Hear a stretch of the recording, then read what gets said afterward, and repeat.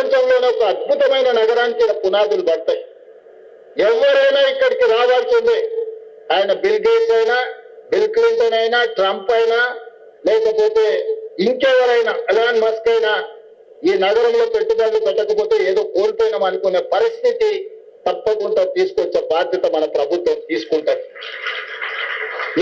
విన్నారు కదా, ఆయన ఫ్యూచర్ సిటీ కడుతుండు కదా, ఆ ఫ్యూచర్ సిటీలో ట్రంప్, ఎలన్ మస్క్ ఇలాంటి వాళ్ళు పెద్ద పెద్దోళ్ళు అయినా కూడా ఆ ఫ్యూచర్ సిటీలో ఖచ్చితంగా ఇన్వెస్ట్ చేయాల్సిందేనట. ఆ ఫ్యూచర్ సిటీలో ఏదో ఒక కంపెనీ పెట్టాల్సిందేనట. ఒకవేళ ఈడ కంపెనీ పెట్టకపోతే వాళ్ళే రిగ్రెట్ ఫీల్ అవుతారట, బాధపడతారట. అబ్బా ఇంత పెద్ద ఫ్యూచర్ సిటీలో మేము కంపెనీ పెట్టలేదు, అబ్బా ఇంత పరిశాన్ ఇంత కథ అని చెప్పి ఇప్పుడు ట్రంపే మొత్తం ఆశ్చర్యపోయి ఈడ పెట్టాల్సిందే అని అనుకుంటారంటూ. ఎంత పెద్ద పరిశాన్ ఇది, ఏం కథ? హైదరాబాద్ కంటే పెద్దదా ఇప్పుడు? హైదరాబాదు ఐటీ డెవలప్మెంట్ కంటే పెద్దదా? హైటెక్ సిటీ కంటే పెద్దదా ఫ్యూచర్ సిటీ?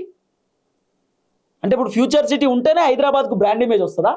ఫ్యూచర్ సిటీ ఉంటేనే తెలంగాణకు బ్రాండ్ క్రియేట్ అవుతుందా? ఇప్పుడు ఏం చేయాలనుకుంటున్నాడు రేవంత్ అన్న?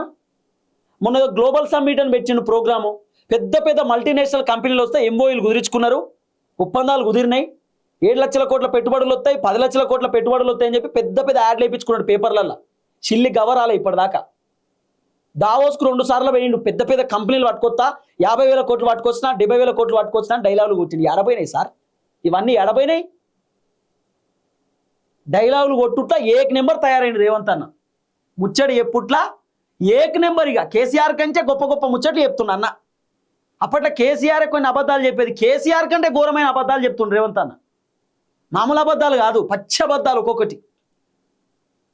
ఆ గ్లోబల్ సమ్మిట్ 100 కోట్లు గుడారాలకు పెట్టాం, ఏం పనికి వచ్చింది చెప్పు? ఆ గ్లోబల్ సమ్మిట్కి ఎవడు వచ్చిండు, ఎవడేమో కుదిరించుకున్నాడు, ఏడేడ పెట్టుబడులు వచ్చినాయి, ఎన్ని కంపెనీలు హైదరాబాద్కి వచ్చినాయి, ఎంతమంది నిరుద్యోగులకు ఉద్యోగాలు వచ్చినాయి ఇప్పటిదాకా చెప్పు? అంత దుబారా ఖర్చు, పనికి వాళ్ళ ఖర్చు. ఏం చేసినావు చెప్పు? ఓ స్కూల్ కట్టినావా, కాలేజ్ కట్టినావా, రోడ్ వేసినావా, ఓ కలెక్టర్ ఆఫీస్ కట్టినావా, ఓ మెడికల్ కాలేజ్ కట్టినావా, ఓ దవాఖానా కట్టినావా? ఏం చేసినావు?